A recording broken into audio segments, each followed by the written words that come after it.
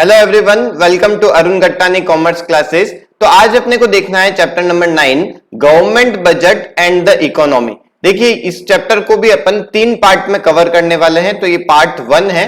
सबसे पहले देख लेते हैं क्या क्या टॉपिक्स अपने को इसमें कवर करने हैं। पहला टॉपिक है objective of government budget, second है component of the budget and third है बजट डेफिसिट। यूं तो टॉपिक्स बहुत ही कम दिख रहे हैं, 3 ही टॉपिक हैं, बट चैप्टर बहुत ही इंपॉर्टेंट है और थोड़ा सा लेंथी भी हो सकता है, तो 3 पार्ट में अपन इसको कवर करने वाले हैं। फर्स्ट अपन समझ लेते हैं कि बजट होता क्या है। देखिए कोई भी गवर्नमेंट ईयरली एक बजट लेके आती है, उस बजट के अंदर वो बताती है कि उसके पहले के अचीवमेंट्स क्या थे और आगे आने वाली उसकी क्या क्या प्लानिंग होने वाली है, कहां पे वो एक्सपेंडिचर करने वाले हैं, कहां से उसका रिसिप्ट आने वाली है, मतलब पैसा कहां से आने वाला है, कहां जाने वाला है, ये सारी चीजें वो अपने बजट के अंदर बताती है। जैसे कि इंडिया के अंदर क्या होता है, इंडिया के अंदर हर साल 1 फरवरी को, मतलब फरवरी के फर्स्ट वीक में गवर्नमेंट एक बजट लेके आती है और इसके अंदर वो सारी जो रिसिप्ट है, सारे एक्सपेंडिचर है, क्या हुए थे और क्या होने वाले हैं, वो सारी चीजें वो यहाँ पे एक्सप्लेन करती है या फिर बताती है। चलिए अपन सबसे पहले स्टार्ट कर लेते हैं, what are the objective of government budget. देखिए एक थ्योरी का क्वेश्चन इसमें से आ सकता है, बहुत ही इजी पॉइंट्स हैं इसके अंदर कि गवर्नमेंट जब बजट लेके आती है तो उसके पीछे उसके ऑब्जेक्टिव्स क्या होते हैं। तो देखिए फर्स्ट जो उसका ऑब्जेक्टिव होता है वो होता है high rate of GDP growth, मतलब जीडीपी ग्रोथ रेट क्या होनी चाहिए, ज्यादा से ज्यादा बढ़ती जानी चाहिए। वो अपनी प्लानिंग या फिर गवर्नमेंट बजट इस पैटर्न से लेके आए कहां पे एक्सपेंडिचर करना है जिससे कि देश के अंदर जो जीडीपी ग्रोथ रेट है वो बढ़ती जाए। ओके, तो पहला ऑब्जेक्टिव उसका ये हो जाएगा। सेकंड ऑब्जेक्टिव देखिए लिखा हुआ है balance regional growth. Balance regional growth का मतलब है कि हर एरिया वाइज उसकी ग्रोथ होनी चाहिए। ऐसा नहीं कि रूरल एरियाज को छोड़ दिया जाए, ओनली अर्बन सिटीज के ऊपर ही ग्रोथ का ध्यान रखा जाए। सारे एरिया के अंदर हर टाइप के जो भी छोटे से छोटे एरिया हैं उन सभी की यहाँ पे क्या होनी चाहिए, ग्रोथ होनी चाहिए। उस हिसाब से अपना बजट लेके आए। तो बैलेंस्ड रीजनल ग्रोथ के लिए गवर्नमेंट क्या करती है, गवर्नमेंट ऐसे जो बैकवर्ड रीजन है वहां पे इंडस्ट्रीज को बोलती है कि आप आओ, वहां पे आप अपनी फैक्ट्री को एस्टेब्लिश करो और आपको हम टैक्स फ्री लॉ देंगे, मतलब वहां पे आपको टैक्स फ्री, आपके ऊपर आपके जो गुड्स हैं उनके ऊपर कोई टैक्स नहीं लगेगा। तो इस पैटर्न की कुछ फैसिलिटीज देती है जिससे कि रीजनल ग्रोथ हर टाइप के रीजन की ग्रोथ अच्छे से हो सके। देन उसके बाद में रीएलोकेशन ऑफ रिसोर्सेज, जो रिसोर्सेज हैं उनका प्रॉपरली यूटिलाइजेशन किया जाए, उनको कैसे उनको यूटिलाइज करना है, किस एरिया में उसे यूटिलाइज करना है और कौन से सेक्टर पे ज्यादा ध्यान देना है, वो सारी चीजें इस गवर्नमेंट बजट के अंदर वो बताती है। और बजट के अंदर जो एक्सपेंडिचर है वो उसी हिसाब से रहते हैं जिससे कि यहाँ पे ये सारे ऑब्जेक्टिव्स फुलफिल हो सकें।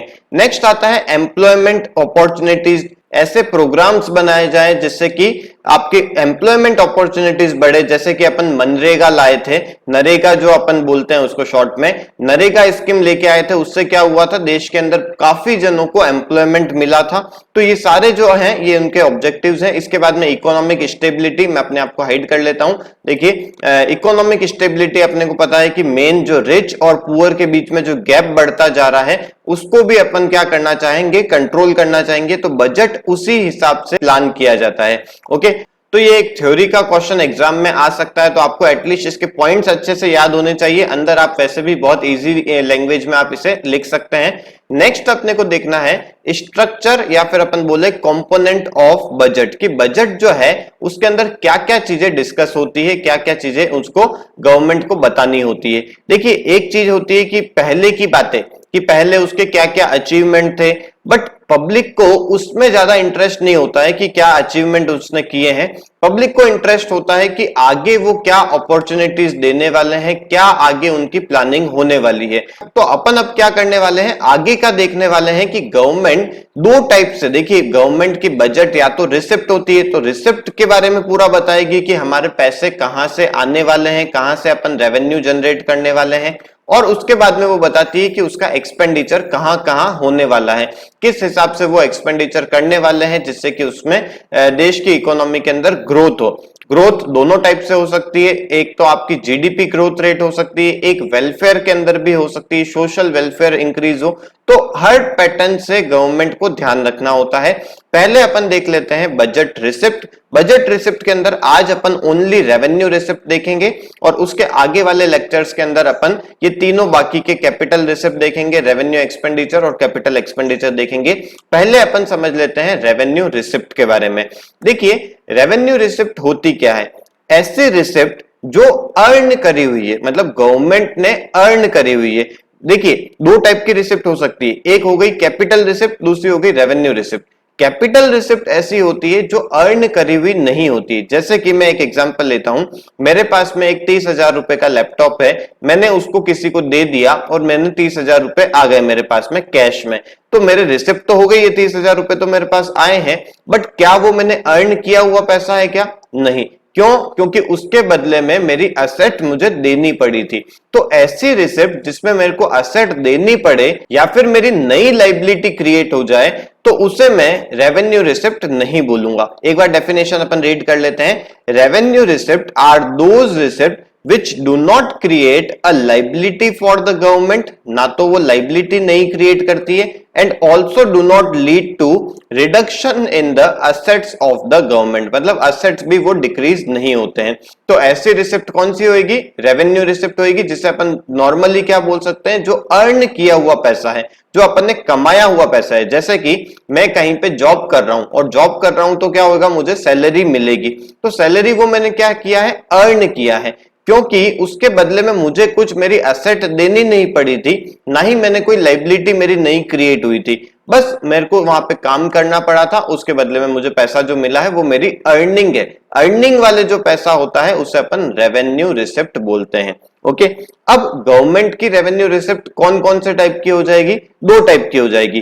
पहली हो गई टैक्स रिसिप्ट, जो भी टैक्स गवर्नमेंट रिसीव करती है वो उसका एक पैसा अर्निंग के जैसा पैसा हो गया, ये पैसा उसने अर्न किया है। और दूसरा हो गया नॉन टैक्स रिसिप्ट। तो अपन एक एक करके दोनों के बारे में डिस्कस करेंगे। चलिए पहले अपन देख लेते हैं टैक्स रिसिप्ट के बारे में।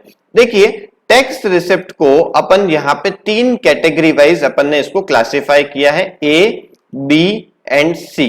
ओके, मतलब जो टैक्स हैं उनको अपन अलग अलग बाइफरकेशन कर सकते हैं, अलग अलग टाइप से उसका बाइफरकेशन कर सकते हैं। तीन टाइप से यहां पे मैंने बता रखा है, प्रोग्रेसिव एंड रिग्रेसिव टैक्स। देखिए एग्जाम में आपके ये इंडिविजुअल क्वेश्चन भी बन सकता है कि what are progressive tax, what are regressive tax. Okay, तो आपको हर चीज को एकदम डिटेल से सही से समझना है।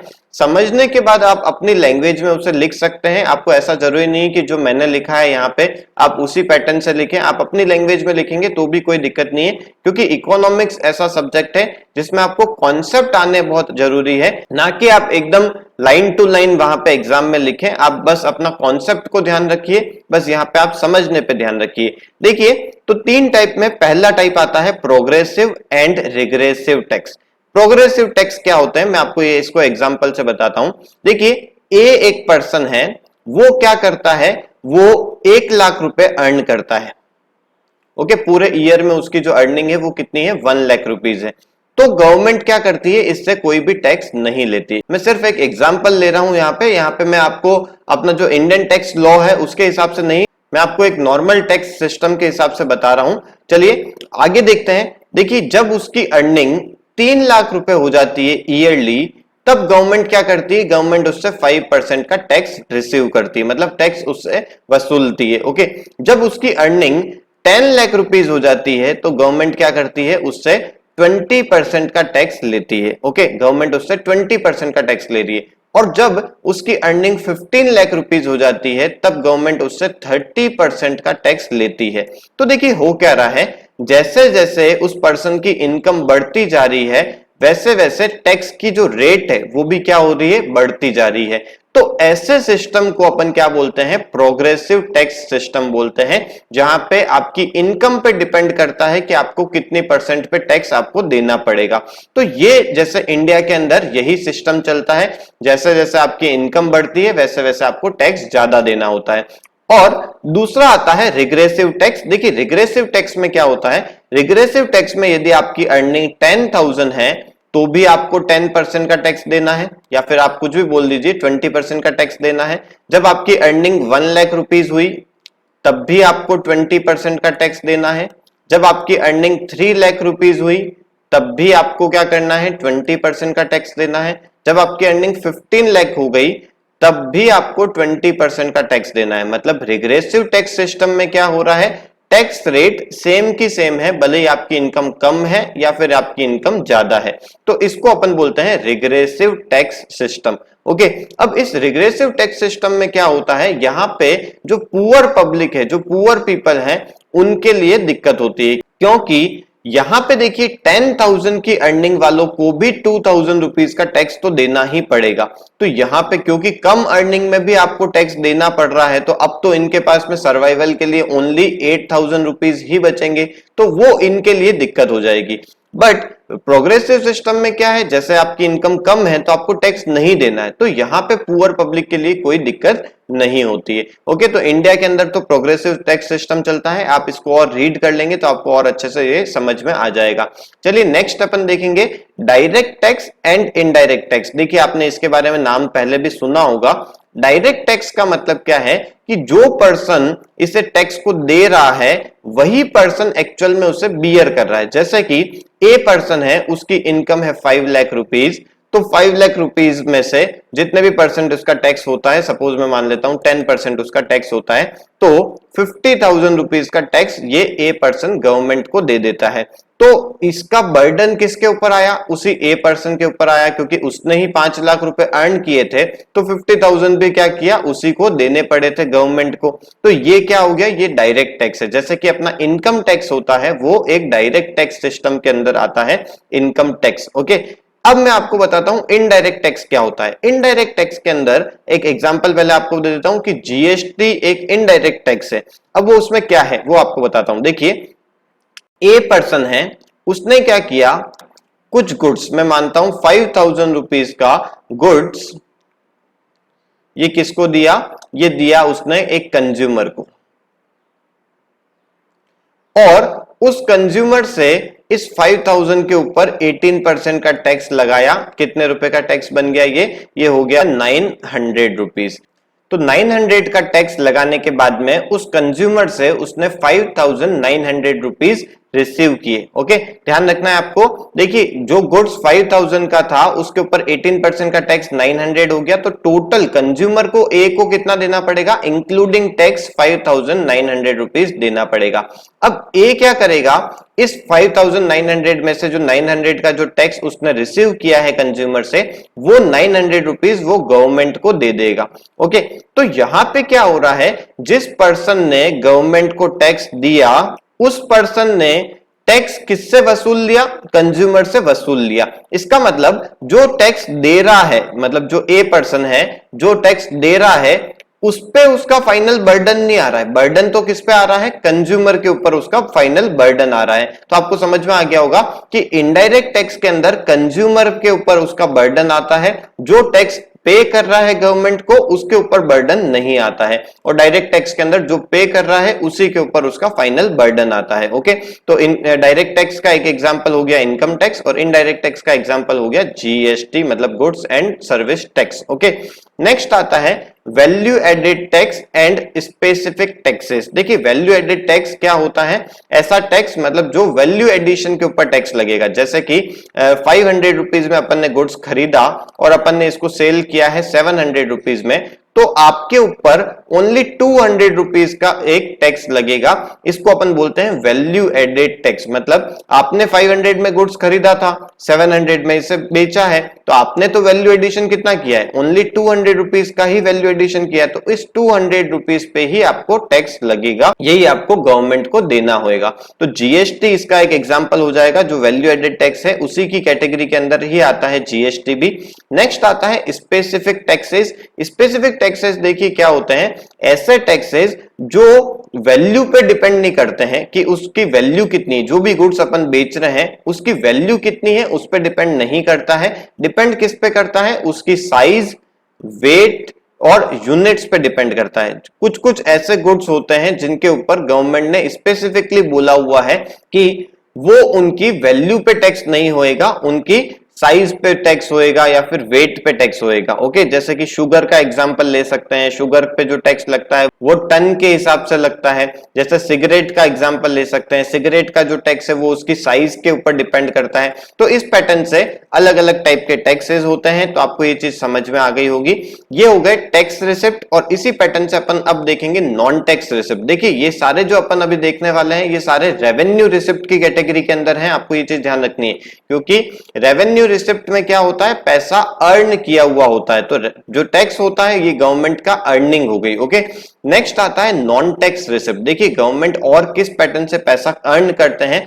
फर्स्ट इसमें आता है फीस। देखिए फीस कौन कौन से टाइप की हो सकती है, जैसे कि रजिस्ट्रेशन फीस, आप कभी भी बर्थ सर्टिफिकेट बनाने जाएंगे या फिर डेथ सर्टिफिकेट बनाने जाएंगे तो गवर्नमेंट उसकी थोड़ी सी कुछ भी चार्जेस लेती है, तो वो एक टाइप की फीस हो गई। देन इसके बाद में आप यदि कोई जमीन की आपकी रजिस्ट्री करवाएंगे तो उसमें आपको रजिस्ट्रेशन फीस देनी पड़ेगी। आपने कोई पार्टनरशिप फर्म खोली या फिर कंपनी खोली तो आपको उसकी भी फीस देनी पड़ेगी। तो ये कुछ गवर्नमेंट की अदर टाइप की इनकम होती है। इसके अलावा आता है फाइन्स, जैसे कि आपको चालान देना होता है, कभी कभी अपन ट्रैफिक रूल यदि तोड़े हैं अपन ने तो उसके बदले में अपने को चालान भरना होता है, तो वो भी क्या है, गवर्नमेंट की एक टाइप की अर्निंग है।